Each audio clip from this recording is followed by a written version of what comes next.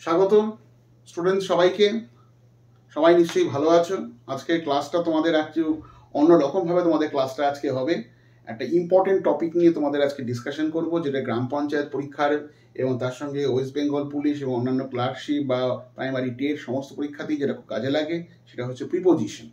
অবশ্যই এবং এই যে চ্যাপ্টারটা পার্টিকুলার টপিকটা খুবই ইম্পর্টেন্ট এবং সমস্ত পরীক্ষাতে, শুধুমাত্র গ্রাম পঞ্চায়েত নয়, অন্যান্য যতগুলো পরীক্ষা আছে সব পরীক্ষাতেই লাগবে। এবং 23টা জেলা থেকে তোমরা এখানে ক্লাস করছো এবং প্রত্যেকটা জেলার যত বিভিন্ন ধরনের পরীক্ষা বা সারা ওয়েস্ট বেঙ্গল যত রকমের পরীক্ষা এখানে কাজে লাগে, প্রত্যেকটা ক্ষেত্রে কিন্তু এই টপিকটা কিন্তু অন্যতম একটা ইম্পর্টেন্ট। এছাড়াও আমি বিশেষ কিছু আপডেট তোমাদের জন্য আজকে নিয়ে এসেছি এবং সেটা তোমাদের জন্য অবশ্যই একটা গুড নিউজ, যে বেশ কিছু টপিকস যেগুলো কিন্তু গ্রাম পঞ্চায়েত পরীক্ষার জন্য সেগুলো কাজে লাগবে, যেরকম অ্যাক্টিভ টু প্যাসিভ, তার সঙ্গে হচ্ছে প্রিপোজিশন, যেটা এখন আজকে আরম্ভ করব। রাইট স্পেলিংস, অনেক ক্ষেত্রে স্পেলিংগুলোকে সঠিকভাবে লেখা, অনেক ক্ষেত্রে বহু স্টুডেন্টদের অনেক স্পেলিংয়ে প্রবলেম থাকে এবং সেগুলো কিন্তু এখানে টেস্টিফাই করা হয়। কারণ যখনই তোমরা চাকরিগুলো পাবে, বিভিন্ন ক্ষেত্রে বিভিন্ন অফিসারের ক্ষেত্রে মানে রিয়াল বা রাইট ওয়েতে স্পেলিং লেখাটা তোমাদের কিন্তু জানতে হবে, সেজন্য কিন্তু সেটা টেস্ট নেওয়া হয়। পাংচুয়েশন, কোথায় কমা, কোথায় ফুল স্টপ, কোথায় কোশ্চেন মার্ক, কোথায় এক্সক্লামেশন মার্ক বসবে, সেগুলোর কিন্তু একটা টেস্ট নেওয়া হয়। ওয়ান ওয়ার্ড সাবস্টিটিউশন, যাকে বাংলায় বলা হয় এক কথায় প্রকাশ। বিভিন্ন ইংলিশের লম্বা মতন ওয়ার্ড থাকবে, প্রায় 4 to 5 ওয়ার্ড, সেটাকে নিয়ে একটাই মাত্র ওয়ার্ড দিয়ে করতে হবে। ফ্রেজাল ভার্বস, আরও একটা ইম্পর্টেন্ট জিনিস, সেটা কিন্তু ফ্রেজাল ভার্বস চ্যাপ্টার তোমাদের আমি করাবো ভবিষ্যতে। এবং ইডিয়ামস, যাকে বাংলায় বলা হয় বাগধারা, সেই ইডিয়ামসটা কিন্তু আরেকটা ইম্পর্টেন্ট ক্লাস। আর একটা আছে ফ্রেজ, বিভিন্ন ধরনের ফ্রেজের মাধ্যমে ফিল ইন দি ব্ল্যাঙ্কস। এই যে টপিকগুলোর উপরে কিন্তু তোমাদের ডিটেলসে ক্লাস হবে। এর আগে তোমাদের নাম্বার এবং পার্সনে ডিসকাশন করেছি, টেন্স নিয়ে করেছি। আজকে আমি তোমাদের যাচ্ছি একটা ইম্পর্টেন্ট জিনিস, প্রিপোজিশন, খুব ইম্পর্টেন্ট, যাকে বাংলায় বলা হয় যাকে অব্যয়। আমরা কিন্তু এখানে যাচ্ছি preposition chapter. So students, you must be careful and must be attentive to whatever I am now writing on the board. যা বোর্ডে লিখছি তার দিকে অবশ্যই মনোযোগ দেবে, অবশ্যই ক্লাসটা কিন্তু মনোযোগ দিয়ে শুনবে, প্রথম থেকে শেষ পর্যন্ত ক্লাসটা কিন্তু ফলো করবে, ড্র্যাগ করে টেনে নিয়ে যাবে না। এবং আমাদের কিন্তু ক্লাসটা কিন্তু অবশ্যই ফলো করবে। নাজমুল স্যারের ফোন নাম্বার দেওয়া আছে, সরাসরি যোগাযোগ করতে পারো। The Bengal exam. প্রিপোজিশন, প্রিপোজিশনের বাংলা ওয়ার্ডটা হচ্ছে, বা বাংলা ওয়ার্ডের এর মানে হচ্ছে অব্যয়। বাংলায় কোড আমি যাচ্ছি না। প্রিপোজিশন, একে আমি একটু এক্সপ্লেইন করি। Preposition, pre plus position. This pre means before. আমরা বিভিন্ন রকমের পরীক্ষা আগে যখন দিতাম, তার আগে থাকতো প্রি টেস্ট। টেস্টের আগে কি আসে? প্রিপারেশন। প্রি মিনস যখনই কিছু একটা মেইন ব্যাপারটাকে, তার একটা আগে, বিফোর। আর পজিশন ওয়ার্ডটা মানে আমরা সবাই জানি, প্লেস। তার মানে আমরা যখনই প্রিপোজিশন বুঝবো, তার মানে একটা জিনিস খেয়াল করতে হবে, preposition is that part of speech, সেটা সেই পার্ট অফ স্পিচ, আমাদের যে টোটাল 8খানা পার্টস অফ স্পিচের মধ্যে একটা ইম্পর্টেন্ট হচ্ছে প্রিপোজিশন। প্রিপোজিশন ছাড়া অনেক ক্ষেত্রেই সেন্টেন্সটাকে ফোকলা দেখাবে। যখন দাঁত, আমাদের যেমন দাঁত না থাকলে যেমন ফোকলা দেখায়, প্রিপোজিশন কিন্তু সে দাঁতের কাজ করে। ছোটার মুখটা খুব সুন্দর, হঠাৎ সে হাসলো, দেখলো সামনে দুটো দাঁত নেই, ঠিক তেরকম ফোকলা দেখাবে। প্রিপোজিশন কিন্তু সেই আমাদের মুখশ্রীকে সুন্দর করে তোলে কিন্তু প্রিপোজিশন। সুতরাং প্রিপোজিশন যত বেশি শিখবে, তত বেশি কিন্তু মুখশ্রী সুন্দর হবে, সেন্টেন্স সুন্দর হবে। প্রিপোজিশন ছাড়া সেন্টেন্স কিন্তু দাঁত ফোকলা হয়ে যাবে। সুতরাং ফোকলা দাঁত যদি না দেখাতে চাও সেন্টেন্সকে, তাহলে প্রিপোজিশন কিন্তু ভালোভাবে শিখতে হবে। এটা কিন্তু আমি মজার ছলে বললাম, কিন্তু it is actually Real truth. যত ভালো প্রিপোজিশন পুট করতে পারবে, তত ভালো সেন্টেন্সটা সুন্দর হবে দেখতে। আমরা তো সুন্দর সবাইকেই চাই দেখতে, সবাই, আমিও চাই, তোমরাও চাই যে আমরা নিজেরা সুন্দর দেখতে লাগবো, সবার সামনে খুব সুন্দর থাকবো আমরা। সেখানে প্রিপোজিশন সেই সেন্টেন্সকে সুন্দর করে, তাকে বিউটিফাই করে, তাকে ইংলিশে বলে বিউটিফাই, তাকে আরো সৌন্দর্যায়ন করায়। তা প্রিপোজিশনের সেই কাজ। Preposition is that parts of speech to come before the place of any noun or pronoun. কোন নাউন বা প্রোনাউনের আগে এসে বসে pronoun, and makes a relation, makes a relation with other words. সেন্টেন্সের আদার ওয়ার্ডস এর সঙ্গে একটা রিলেশন তৈরি করে, এটাই প্রিপোজিশনের কাজ। উইথ আদার ওয়ার্ডস, খুব ইম্পর্টেন্ট পার্ট কিন্তু প্রিপোজিশন, জায়গাগুলো খেয়াল করতে হবে। Preposition is that parts of speech to come before the place of any noun or pronoun, আগে এসে বসে এবং একটা রিলেশন তৈরি করে উইথ আদার ওয়ার্ডস। প্রিপোজিশন এতটাই ইম্পর্টেন্ট কিন্তু একটা সেন্টেন্সের মধ্যে, প্রত্যেকটা পার্টস অফ স্পিচেরই কিছু না কিছু ইম্পর্টেন্স আছে, প্রিপোজিশনের কিন্তু একটা নিজস্ব একটা প্রিপোজিশনের একটা ইম্পর্টেন্স আছে, সেলফ একটা ভাবে প্রিপোজিশন কিন্তু ইম্পর্টেন্ট। এবারে যাচ্ছি এই ডিটেইলসে। প্রিপোজিশন পেন পেপার, হ্যাঁ অবশ্যই কিন্তু তোমরা কিন্তু অবশ্যই পেন পেপার সঙ্গে রাখবে এবং যেগুলো যেগুলো ক্লাসগুলো ফলো করছো অবশ্যই খাতায় লিখবে এবং সব রকমের পরীক্ষার জন্য আমাদের এখানে ক্লাস নেওয়া হচ্ছে সেটা কিন্তু অবশ্যই ফলো করবে। হ্যাঁ, তো এটা কিন্তু অবশ্যই খেয়াল করবে। প্রিপোজিশনের মধ্যে ডিটেলসে যাচ্ছি। প্রিপোজিশন বিভিন্ন রকমের হয়। প্রথমে আমি বলবো যেগুলো সিঙ্গেল বা সিম্পল প্রিপোজিশন, যেগুলো একটাই করে ওয়ার্ড থাকে, তার বেশি নয়, একের বেশি কোনো ওয়ার্ড থাকে না, যাকে বলি আমরা সিম্পল, যাকে বলি আমরা সিম্পল অর সিঙ্গেল প্রিপোজিশন, যেগুলো একটা, যেগুলো মাত্র একটাই, সেটাই হচ্ছে সিম্পল বা সিঙ্গেল প্রিপোজিশন। খুব ইম্পর্টেন্ট। এর মধ্যে বেশ কিছু প্রিপোজিশন তোমাদের আজকে ডিসকাশন করবো যেগুলো পরীক্ষার জন্য খুব কাজে লাগবে। যেরকম প্রথম ডিসকাশন করব আজকে ইন, তারপরে করব অন, তারপরে করব অ্যাট, তারপরে করব টু, তারপরে করব ইনটু, তারপরে করব ইনসাইড, 1 2 3 4 5 6, বাই, উইথ। এতগুলো প্রিপোজিশন আজকে ডিসকাশন হবে, খুব ইম্পর্টেন্ট প্রত্যেকটা প্রিপোজিশন। প্রথম আমি বলি ইন। ইন কোন কোন ক্ষেত্রে হবে, একটা খুব ইম্পর্টেন্ট জিনিস। any well known and big place, যখন ওয়েল নোন বা বিগ প্লেসের কথা মেনশন করা হবে তখন কিন্তু ইন ইউজ করা হবে। কোন ইয়ার, কোন ইয়ারের কথা, কোন মান্থ, কোন মান্থের কথা, কোন সেঞ্চুরি, কোন শতককে বলা হয় সেঞ্চুরি, কোন decade,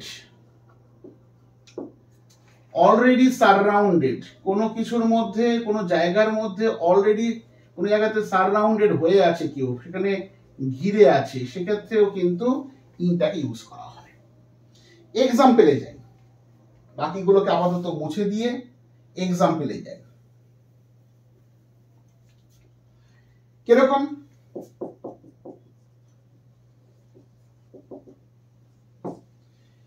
She was born in Mumbai. Mumbai যথেষ্ট বড় একটা জায়গা, আমাদের 4টে মেট্রো সিটির মধ্যে একটা হচ্ছে মুম্বাই। মুম্বাইয়ের নাম শুনিনি এমন কেউই জানে না, ঠিক আছে। মুম্বাইতে আমাদের হিন্দি সিনেমা, বলিউড সেখানে আছে, যাই হোক। তা মুম্বাইয়ের আগে কিন্তু অবশ্যই ইন বসানো হয়েছে। Well known and big place. India became free in 1947, এটা একটা পার্টিকুলার ইয়ার ইন বসেছে। I shall come in April, আমি এপ্রিলে আসবো, কোন মান্থের নাম। Century, in 19th century man invented computer. In century. In 90s decade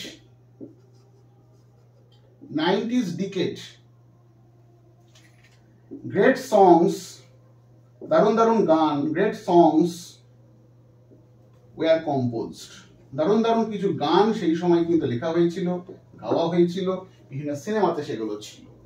দিকের এর আগেও কিন্তু ইন। আবার she was in the classroom, সে ক্লাসরুমে ছিল। তাহলে প্রত্যেকটা ক্ষেত্রেই খেয়াল করো, একটা জিনিস প্রিপজিশনের ক্ষেত্রে খেয়াল করো, প্রত্যেকটাই কিন্তু কোনো না কোনো নাউন বা প্রোনাউনের আগে গিয়ে বসেছে। যেরকম Mumbai noun, 1947 noun, April noun, 19th century এটাও noun, 90s decade itself noun, the classroom noun. তাহলে যেটা আমি বলেছিলাম এটা কোনো না কোনো নাউন বা প্রোনাউনের আগে বসে, সেই কারণেই তার নাম প্রিপোজিশন। সেই জন্যই কিন্তু এর ইন এতটাই তার ভ্যালু। এরপরে যাচ্ছি ইনের পরে একটা ইম্পর্টেন্ট একটা প্রিপোজিশন, ইনের পরেই অন। ইনের পরে একটা ইম্পর্টেন্ট প্রিপোজিশন ক্লাসে যাচ্ছি, সেটা হচ্ছে অন। কিরকম? On any surface,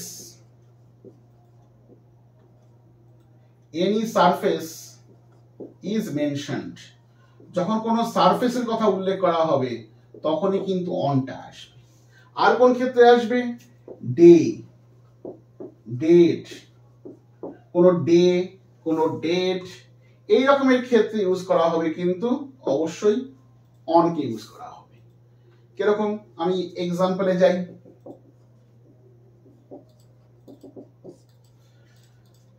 She put the books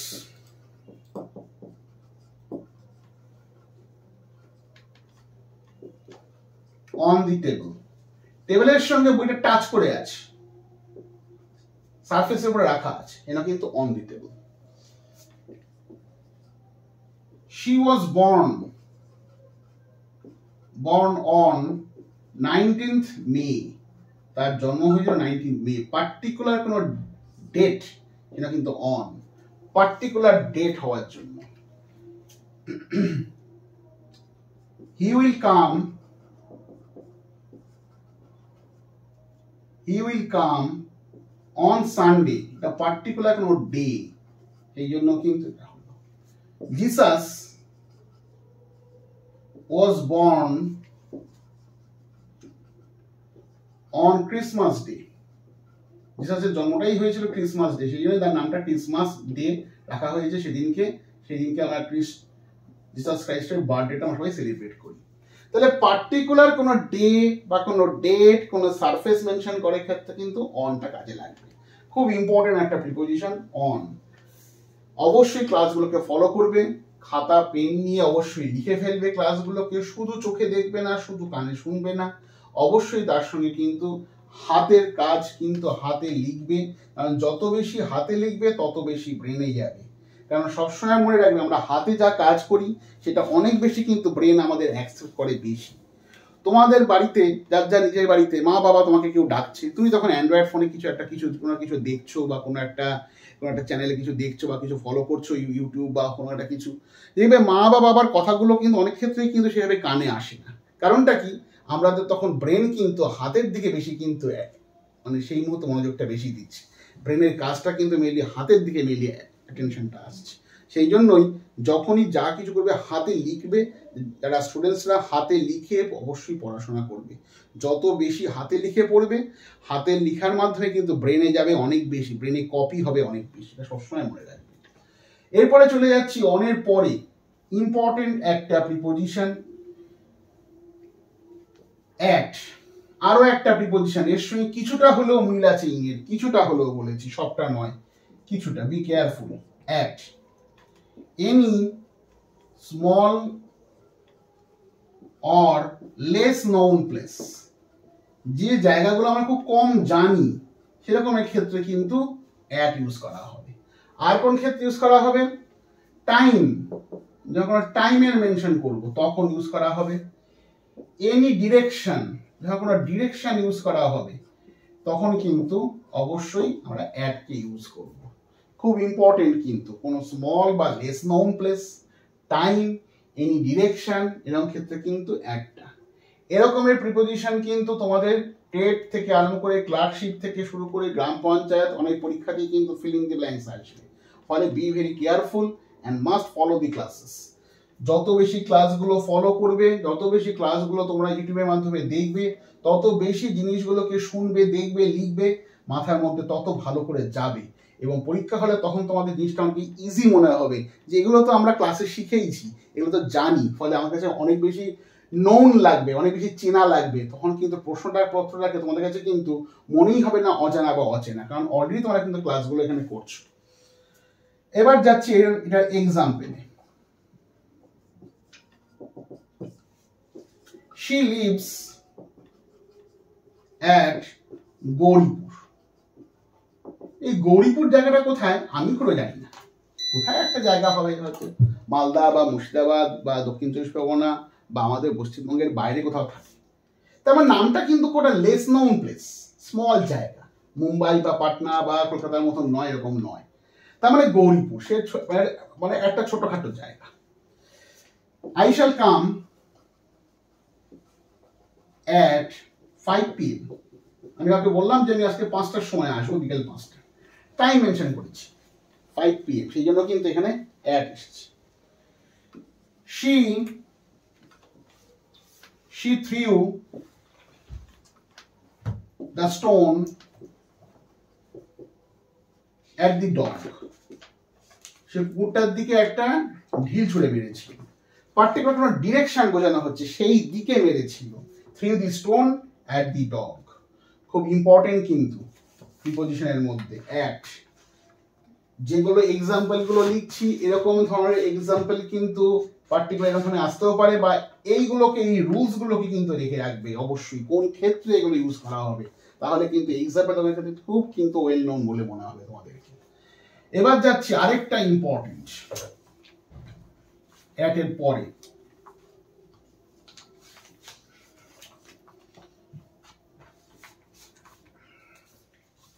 by. By হচ্ছে অনেক ক্ষেত্রে এটাকে এজেন্টের হিসেবে ইউজ করা হয়, এজেন্ট। তবে সেটা সবসময় কিন্তু লিভিং হতে হবে, এজেন্টটা লিভিং হতে, যার প্রাণ আছে, এমন ক্ষেত্রেই কিন্তু বাইটাকে ইউজ করা হবে, অন্য কোনো ক্ষেত্রে কিন্তু নয়। ঠিক আছে, ম্যাক্সিমাম ক্ষেত্রে এগুলো। আরেকটা কোন ক্ষেত্রে ইউজ করা হয় বাই? বিসাইড অর্থে, কারোর পাশে, কারোর পাশে, এরকম ক্ষেত্রেও কিন্তু বাইটাকে ইউজ করা হয়। খেয়াল করো, আরেকটা ক্ষেত্রে ইউজ করা হয় মানে ওয়াচ। ওয়াচ বলতে রিস্ট ওয়াচ। যখন আমরা রিস্ট ওয়াচকে যখন ব্যাপারটা যখন খেয়াল করব বা সময় কথা বলবো, তখনও কিন্তু এরকম ক্ষেত্রে কিন্তু বাইটাকে ইউজ করা হয়। এক্সাম্পল বলি, ফলো করবে এক্সাম্পল গুলো। The tasks were done by the students। এই স্টুডেন্টসরা কিন্তু সেই টাস্ক গুলো করেছিল, এবং সেই জন্য বাই ইউজ হলো। কেন? স্টুডেন্টসরা কিন্তু প্রত্যেকেই লিভিং বিইংস, প্রত্যেকেরই প্রাণ আছে, সেই জন্য স্টুডেন্টসের দ্বারা কাজগুলো করা হয়েছিল, এই জন্য কিন্তু ইউজ হলো। কিন্তু আরেকটা এক্সাম্পল ঠিক এরকম ধরনের বলি, the snake was killed by Harry. Harry নামে একটা ছেলে সাপটাকে মেরেছিল, তাহলে সে একটা লিভিং বিং, কেন কিন্তু বাই ইউজ। আবার কাম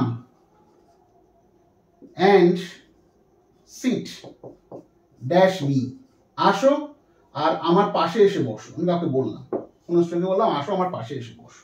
কাম অ্যান্ড সিট বাই মি মানে সেটাকে আমি আমার পাশে বসতে বললাম, বিসাইড। হোয়াটস দ্য টাইম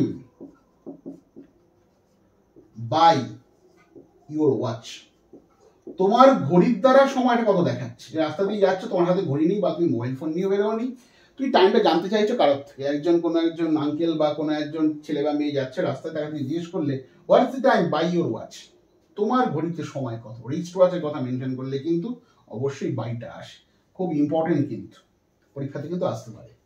তাহলে বাই ইম্পর্টেন্ট একটা প্রিপোজিশন।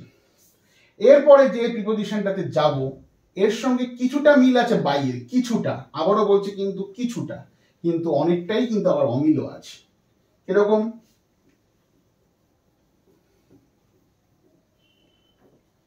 উইথ, উইথ বলতেই ফার্স্টেই বোঝাবেন অ্যাকম্পানি, মানে কারোর সঙ্গে, কারোর সঙ্গে যখন, মানে সঙ্গ বা বোঝাবে যখন, তখন কিন্তু বোঝাবে। আর কোন ক্ষেত্রে বোঝাবে? এজেন্ট। খেয়াল করতে হবে, ওখানেও কিন্তু এজেন্ট মেনশন করেছিলাম, কিন্তু ওখানে লিখেছিলাম কি ব্র্যাকেটে লিভিং, এখানে হচ্ছে নন লিভিং। যখন নন লিভিং ব্যাপারটা আসবে তখনই কিন্তু লিভিং। এক্সাম্পলে দিয়ে আরো ক্লিয়ার হবে জিনিসটা। আবার কোন ক্ষেত্রে ইউজ করা হবে? মোটামুটি এগুলোর ক্ষেত্রে তোমাদের পরীক্ষাতে আসবে অ্যাকম্পানি বা এজেন্ট। এজেন্টটা কিন্তু খেয়াল করতে হবে non living. Example,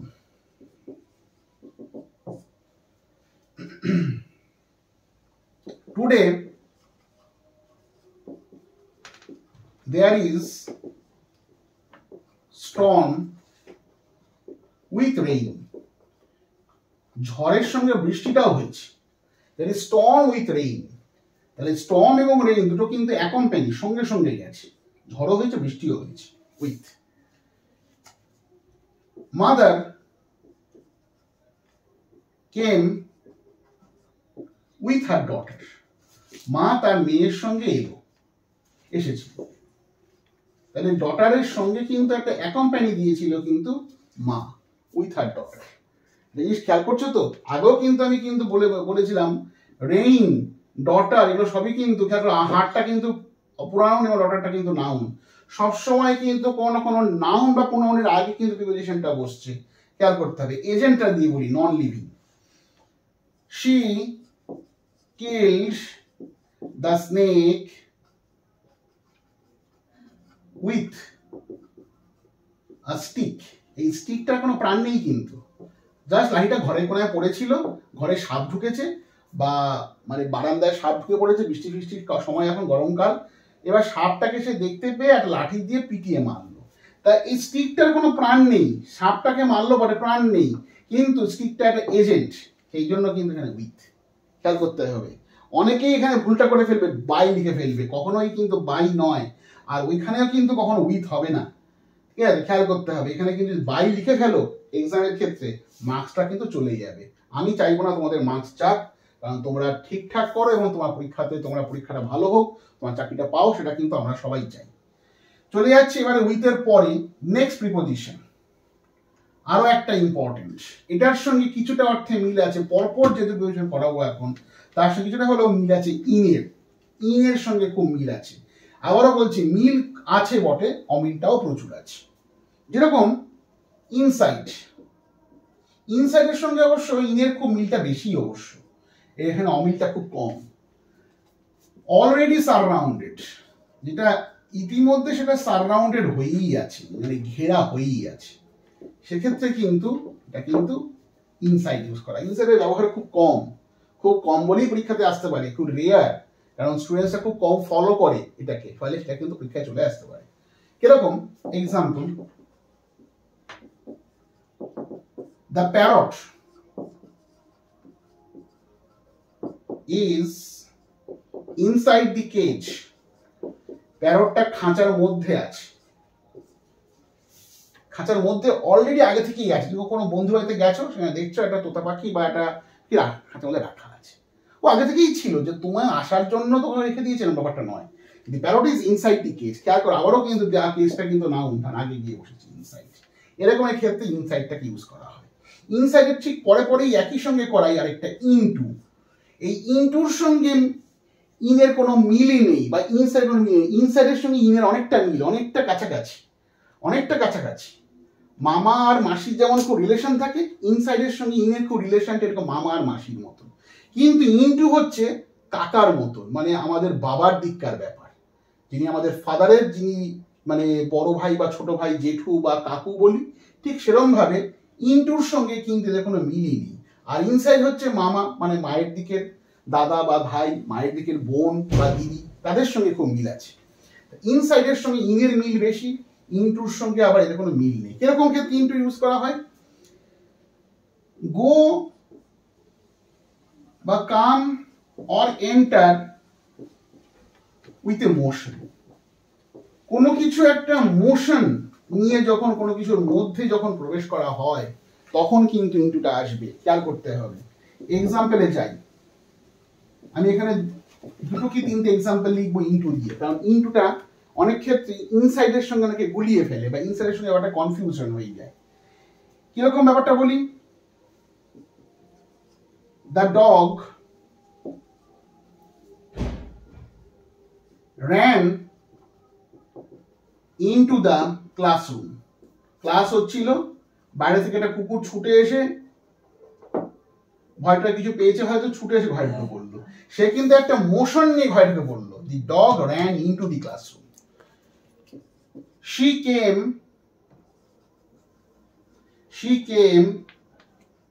into the office room, into the office। she came into the office। এখানেও কিন্তু অফিসের মধ্যে এন্ট্রি নিল, ঢুকে পড়লো। তাহলে খেয়াল করতে হবে, কোনো কিছুর মধ্যে ঢুকে পড়লে, প্রবেশ করলে সেখানে কিন্তু অবশ্যই কিন্তু ইনটুটা হবে। দ্য লেট কামার বয়, লেটে এসছে ছেলেটা, সবাই ক্লাসে ঢুকে পড়েছে, ও লেটে এসছে। দ্য লেট কামার